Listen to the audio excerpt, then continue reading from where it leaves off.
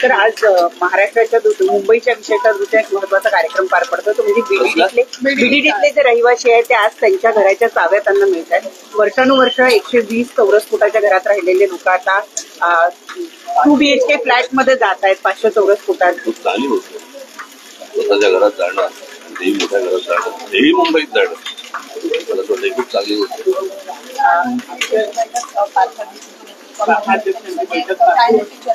चांगला पवित्र खाण्याचा विषय मुंबईमध्ये मागील काही दिवसांपासून चांगला का असतोय. 2 गट पडलेले आहेत. काल जैन मुली पण म्हणाले की राज ठाकरेंनी याबद्दल आपली भूमिका मांडावी. खरंच कबूतर खाणे मी तुम्हाला एक गोष्ट सांगतो. मुळात पहिल्यांदा 2 वेगळ्या गोष्टी. एक पहिली गोष्ट म्हणजे हायकोर्टाचा निर्णय आहे आणि मला असं वाटतं त्या हायकोर्टाच्या निर्णयाप्रमाणे सर्वांना वागावं लागेल. बरोबर आहे. आणि त्याप्रमाणे मला असं वाटतं जैन मुलींनी ह्या गोष्टींचा विचार करणं गरजेचं आहे. या हायकोर्टाने कुठच्याही प्रकारची बंदी घातलेली आहे तर त्या प्रकारची गोष्ट आपण केली पाहिजे असं मला असं वाटतं त्यांना समजलं पाहिजे.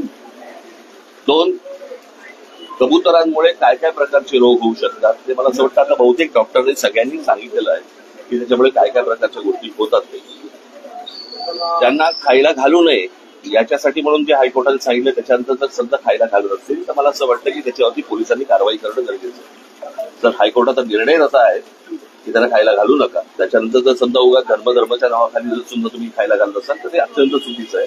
कारण या गोष्टींनी एकदा एकाला सुरुवात झाली की बाकीचेही तसेच वागायला सुरुवात करणार आणि मग हायकोर्ट आणि सुप्रीम कोर्ट म्हणायचे की त्याला. मला असं वाटतं काही गोष्टींचा आपण विचार करणं गरजेचं आहे. त्यासाठी आंदोलनं होत आहेत. त्याच्यासाठी जे आंदोलनं होत आहेत त्यांच्याकडनं पण झालं आंदोलन. त्याच्यानंतर मराठी आपल्या लोकांनी केलं. ज्या वेळेला त्यांच्याकडनं आंदोलन झालं त्यावेळेला पोलिसांनी कारवाई करायला पाहिजे होती. जी कारवाई झाली नाही. आणि हे सगळे हे लोढाबिडासारखी जी माणसं मध्ये येत आहेत कळलं का. लोढा मंत्री आहेत कुठच्या समाजाचे मंत्री नाही आहेत ते. त्यांनी मला असं वाटतं की महाराष्ट्राचा आणि कोर्टाचा नीट मान राखला पाहिजे. आणि ज्या लोकांनी काय सूर्या बिर्या काय आणल्या असेल मला असं वाटतं पोलिसांनी त्यांच्यावरती कारवाई केली पाहिजे. काल जे काही माराठी लोक तिकडे गेले होते त्यांच्यावरती ज्या प्रकारची धरपकड आणि ज्या काय धक्काबुक्की आणि मग पत्रकारांना पण मारले घेतले मला असं वाटतं हा काय प्रकार चालू आहे मला कळलेलं नाही अजूनपर्यंत. सरकारला नेमकं हवंय काय की ह्या सगळ्या निवडणुकींसाठी म्हणून सर्व समाजांमध्ये पहिला हिंदी आणून बघितलं त्यांनी. तिकडे लाटकेटा बघितली मग त्याच्यानंतर आता हे सगळं त्यांनी कबुतरं आणली. बरं का आता माहित आहे कुठकुठच्या प्राणी परत येतात याच्या पुढे येतील ते.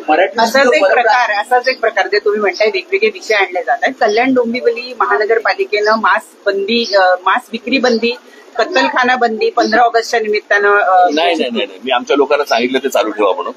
कळलं का. पहिली गोष्ट आपण बघितली पाहिजे महानगरपालिकेला या सगळ्या गोष्टींचे अधिकार नाही. आणि कोणी काय खावं आणि कोणी काय खाऊ नये याचे निर्णय सरकार आणि महानगरपालिकांनी करू नये. म्हणजे एका बाजूने आपण स्वातंत्र्य दिन म्हणून साजरा करायचा आणि खायचं स्वातंत्र्य नाही. म्हणजे स्वातंत्र्य दिनाच्या दिवशी तुम्ही कोणत्याही प्रकारची बंदी आणताय मला असं वाटतं की हेच विरोधाभास आहे त्याच्यातच. म्हणजे आपण 2 गोष्टी आपण पाळतो की एक स्वातंत्र्य दिन आणि दुसरं म्हणजे प्रजासत्ताक. म्हणजे प्रजेची सत्ता आणि इथे आपण स्वातंत्र्य म्हणतो. मग स्वातंत्र्य म्हटल्यानंतर तुम्ही बंदी कशी काय आणताय. आणि कोणाचे काय धर्म आहेत आणि कोणाचे काय सण आहेत याच्याप्रमाणे कोणी काय खावं ही गोष्ट मला असं वाटतं सरकारने सांगू नये. कोणत्याच सरकारने सांगू नये की कोणी काय खाल्लं पाहिजे आणि कोणी काय नाही खाल्लं पाहिजे. मी आता कोणाकडे तरी ऐकलं की ह्या 1988 साली हा कायदा वगैरे आणलाय. मला असं वाटतं तो 88 साली आणला असेल नाही तर आता आणला असेल. मला असं वाटतं कोणत्याही सरकारने या गोष्टींचा विचार केला पाहिजे की स्वातंत्र्य दिनी आपण लोकांचं स्वातंत्र्य हिरावून घेतो. हे कोणता स्वातंत्र्य दिन.